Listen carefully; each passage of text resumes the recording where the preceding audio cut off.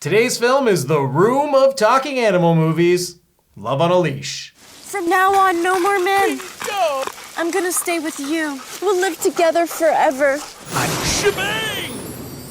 The bare bones concept is we have a dog. He wants to meet a woman, and this woman is trying to meet a man. You should date 4 or 5 guys at the same time, not just 2. And she falls in love with this dog who can become a man at night. Till you learn true love, you can only be a man at night. The film basically starts off with a dog walking around the park and you hear nothing. No sound effects, no music. You're just like, is this supposed to be like this? We're just seeing ducks swimming around? And then finally, like, the dog says something. Where are the ladies at? No girls, no fun, man. No girls, no fun. Everyone has probably seen this version, which has no audio, and I think it adds to the charm.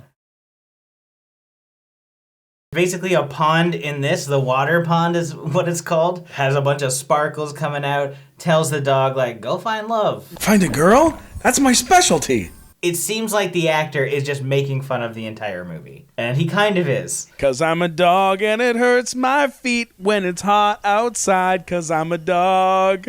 When he's running through the park, he meets Lisa, the love of his life. God, please help me find a real man. You don't need a god. I'm right here. What do you know about this, dog? I will not let a chick get away. We can't really break down the story properly because of how bad it jump cuts from like shot to shot. Like, I think my favorite moment in the entire film is when they go dress shopping. She's wants to find a dress because she has a date, and the dog is helping her pick out the dress. And it's a bunch of people like on the ground, and the manager starts yelling, and all you hear is her say, "Hey, don't kick my dog." Why did you kick my dog? Hypnosis ruining my clothes. He's helping me pick out clothes. Yeah, right. You really know how to lie. The dog finds a dress, and she's like, "You found the perfect match," and everyone's clapping. This should do it. It just jumps from such weird story points. There's gotta be something that's missing. It's a movie that feels like it was generated completely by AI. I know that's what everybody's afraid of these days, but I promise you, if it comes out like this, you have nothing to worry about. We gotta give you a name. I already have a name. How about we call you Rover? I already have a name. My name is Alvin Fwang. Well, okay, maybe something a little more class. Like Alvin Fwang. And what it ended up being, the director wrote it in Chinese and did have it poorly translated and told everybody to read it exactly as said. She was so mad at me because I would do the lines differently than she'd want me to do them. And I was like, no one talks like that. That's not what people sound like. Our main character, Lisa, she's dating a guy named Kyle, who she kind of works with. And then Rita, her mom's best friend, is setting her up with this guy named Frank. So she's dating 2 guys at once, and she has the dog who's trying to date her. And one of the guys is gay. I'm not physically attracted to you. I'm not attracted to any woman. And Frank's mom is like, if you get married to my son, you must get your tubes tied and you must never have a child. It's a very simple procedure. I've done it for thousands of women. If I'm Lisa at this point in your life... The dog's your best bet. Lay off, man. I'm not gay. The dog... Is the dog really your best bet, or living the life with Kyle? She doesn't have to marry anybody because they just had 1 date each. Don't forget, we also learned that her boss hasn't had sex with his wife, so he comes into Lisa's house to force himself on her. Yeah. This is where, like, Prince, the dog, is the hero. But she's not sold on it yet. Every time Prince tries to do something good, they edit it in such a way that it's like she's kicking him out or is mad at him. And I don't know if that's just in the editing or is supposed to be like that. Every single scene, I was like, did they cut something out here? The weirdest stuff kind of happens at about 30 minutes in. From now on, no more men. No. I'm gonna stay with you. We'll live together forever. Shebang! Lisa calls the dog Prince as well as the human Prince. But the dog refers to himself as Alvin Fwang. But the human refers to himself as Prince as well. Who are you? Prince your dog? That's probably the most inconsistent part of this film. Alvin Fwang. Alvin makes fun of everything, makes fun of Lisa, makes fun of all the green everywhere. Why is everything in here green? King of the castle that's also a dog and lives in a house that is green.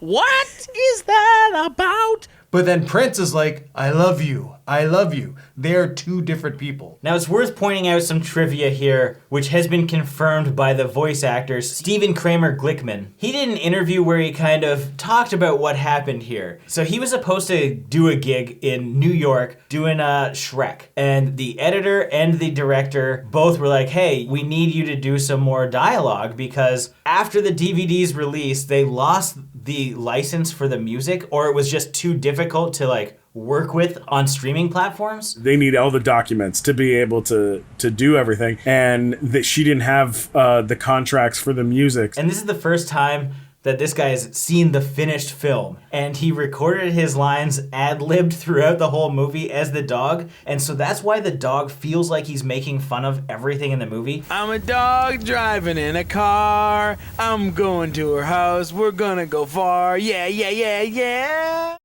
So he basically just watched the movie, ad-libbed all the lines, and continued on. In 2005, I was the voice of the dog. I got paid literally 2 cantaloupes and a bag of homemade wontons. And it's so strange because why did they get a different voice actor for the dog's inner monologue and not just use the original actor? There's a lot of things you can question about this film. Like at the 30-minute mark when he finally comes to his full-bodied self. He's a man now.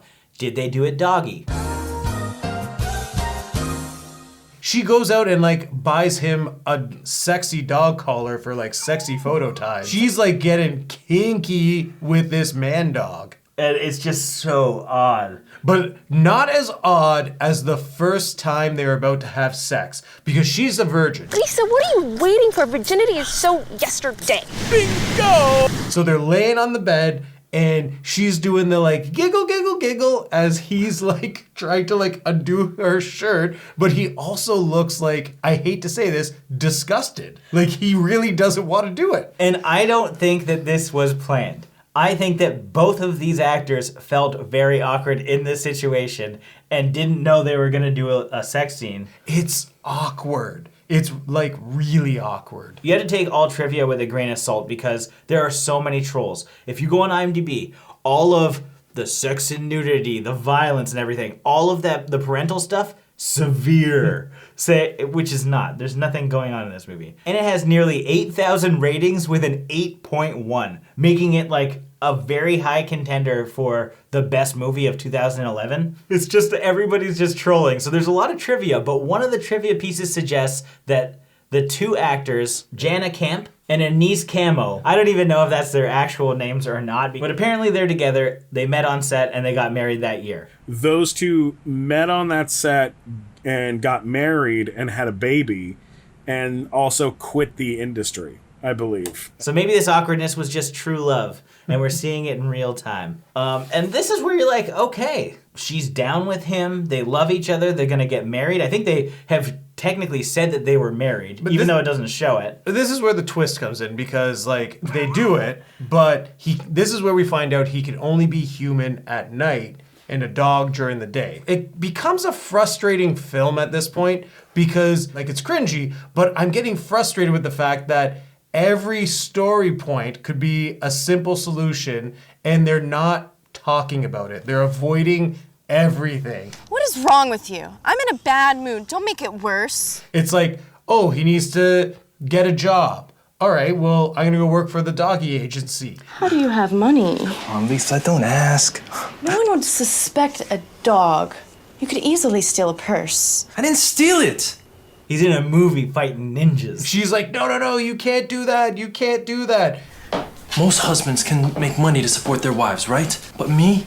Commercials, TV shows, that's all I can do. She doesn't tell anyone that she has a boyfriend, but they're always going out at night. And like she hides it from her mother, she hides it from Rita, she hides it from her best friend, and her whole world crumbles. It's just so frustrating watching it fall apart. Because all she has to say is, I have a boyfriend. this is him. His name is Prince. Well, she does try that after all these shenanigans happen, which is a big chunk of the movie, but it's not really worth talking about. You will take good care of her. Yeah, absolutely. Like love, honor, and cherish. So Lisa is like, you need to come to lunch with me to my boss's house so that it would look good for me to get this promotion. And like we meet her boss for the first time and his wife and 2 children. Which was hilarious, this line of dialogue. Classic. You know, I started the business from nothing, but the family doesn't seem interested in that. I'm a medical doctor. I want to be a movie star. So you think the dinner's going well, and then all of a sudden, the sun starts to come out, and he just morphs into a dog. Dad, Prince just became a dog. Big deal. I'm Alvin Schwein. And Lisa's reaction is priceless. Falls into the pool, leading to like Prince coming in to go save her. Because you need a little doggy paddle moment. It's so weird. But I did feel for the dog. He's trying to get up, and she gets up herself, and the dog is still struggling there. She helps him up eventually, but it takes way too long. Oh my god, and we're getting to some crazy moments here. They get in an argument. Prince decides to break up. He wrote a note, probably as his human self and not his canine self, and he leaves. Best of luck. I'm sorry we can't be together because you can't have my kids because they'd end up being like half dog. Like, we can't have that. I need to kill myself and come back as a human. I must die first, but then I can be reborn. No, I don't want you to die. And so he just bounces the next day. The best decision I've ever made. Eventually he decides to come back. And this is, you're like, oh, great. Perfect. He's coming back because he's changed. He's went and talked to the watering pond. Yep, Lisa realizes, like, I do love him, Mom, and, like, runs to go find him. And you got that slow motion, like, they're running towards each other. And Prince runs across the street and gets hit by a car and dies. I'm back! It was brutal. You're like, what the hell just happened? It was such a huge turn. And I thought they were going to roll credits on us. I thought that was it. But it's even like more sad, I think, because what happens, we get years later, no specified time. But Lisa is now, she's got gray hair. She's an old lady, apparently. Her friend comes over, who's now a grandmother with like 4 grandkids. She's like, oh, I saw you put your room up for rent, or your house up for rent. I can't believe you're still here. She tells her the life story of Prince, and she accepts it. Yeah. I guess when you're old, you just don't care. Like, when you're pushing 90, like, what does it matter? It doesn't matter. Like, oh, you were banging a dog? All right, that's what you did in the day. If I truly loved him, I would have accepted him for the way he was. And then the next day, in comes this young man. You must have loved your dog very much, I see. You remember that he was just talking about how he needs to kill himself and come back so that he can get rid of the curse. She's like, oh, what have you been up to? In your mind, you're like, oh, well, he was probably just like, he's growing up so he can come be with her again. And he's like, oh no, like, I'm a pretty successful dog trainer now because, you know, like, I'm really good at that stuff. I have a dog training business. And naturally, it's very successful. I've been living this life without you. Yeah. Like, he's just been living for the last 40 years, doing whatever he wanted to do, and completely forgot about Lisa, despite what happened. Yeah, but then, you know, he decides to grow old with her because... Just in a minute, like that. He gets the gray hairs. But don't worry, because they do get married in the end, only to revert back to their youth. Yeah, the gray hairs go away once they start spinning the camera around in the backyard for a while. Again, with no music. The weirdest part about this is like, okay, sure, you didn't have the licensing for the music you initially used, then put any other music. This place, bro. What am I gonna do? It is worth noting, according to the internet, there is a version of this film with music. If you're smarter than me, then tell me how to change.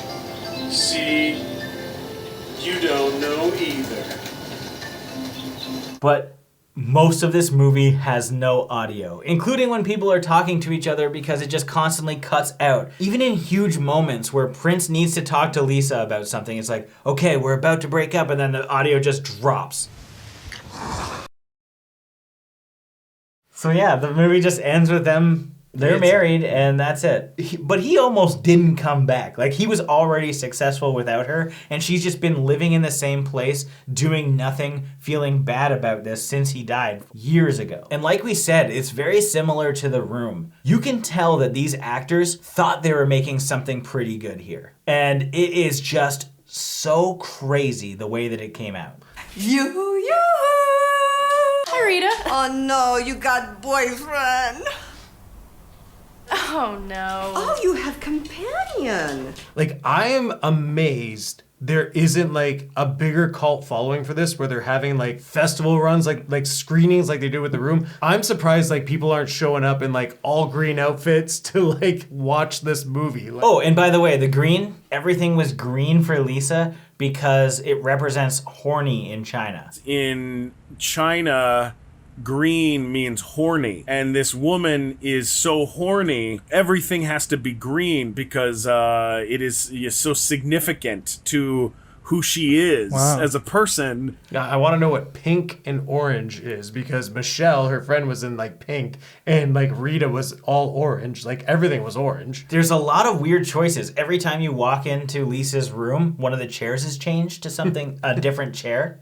Like sometimes it's a hand, sometimes it's like just weird shaped chairs. She's got her heart-shaped bed. There's a lot of weird stuff in this. And I just feel so bad for the actors. They try so damn hard. There's one shot where Kyle and Lisa are talking and they just hold the shot forever, but they're like really getting into it, like borderline crying. It's just everybody feels like they wanted this to be a good movie and it's just not even close.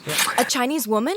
She said exciting sex will produce excellent kids. Like, it does feel like it was so disjointed on every aspect of the production. Like, I just can't fathom how this even exists, let alone has distribution on both DVD and it's like you can watch it on multiple streaming services. And the whole thing was financed. It was supposed to be for a Chinese church. To promote love in Jesus. And then the priest shut that down fast. He was like, shut it all down. Yeah. He was very, very offended by the film.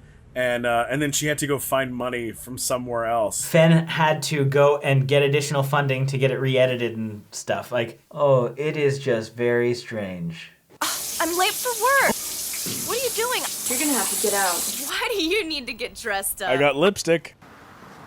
Overall, this movie is barely a movie. It is, like, it makes some kind of sense to some degree, but it's just so crazy. There's no music in it. Dialogue is cut off. A scene will be happening, and it's, like, cut 50 times, and then it just moves on to the next day. Sometimes you don't even know if it's the same day or not because they cut to ducks that are in the day, but they're still at night when they cut back to, like, them sitting there. It's just so weird. And I think it's a movie that everybody needs to watch for exactly that reason. You've seen what we've shown you here, and we've talked about it, and you can watch other YouTubers talk about it. But you have to experience it yourself because you'll consistently be like, how did this even happen? Not enough calories. I'll have a roll also. Frank, you may have exactly double what I have. I had too much fun trying to analyze and break down what possibly happened behind the scenes. I gotta give this 2 voice actors who have just given up on a project out of 5. Wow, I had such a long day, honey. Long day. Cannot wait to be human to tell you about it. This deserves a cult following. This is something that everyone needs to watch in big groups. It's an experience. It's a terrible movie, but it's an experience worth spending an hour and a half watching. I can't actually give it a good rating though, because it is so bad. So with that being said, I'm gonna give this film 0.5 tie slaps out of 5. My dog food commercial needs a very special dog. None of these are qualified. If this is your first time here and you want to stay up to date with us, subscribe. We do all types of wacky movies. We try and look for so bad it's good. Sometimes they're just so bad they're bad. We cover basically everything. I want to be full-time human. Be responsible.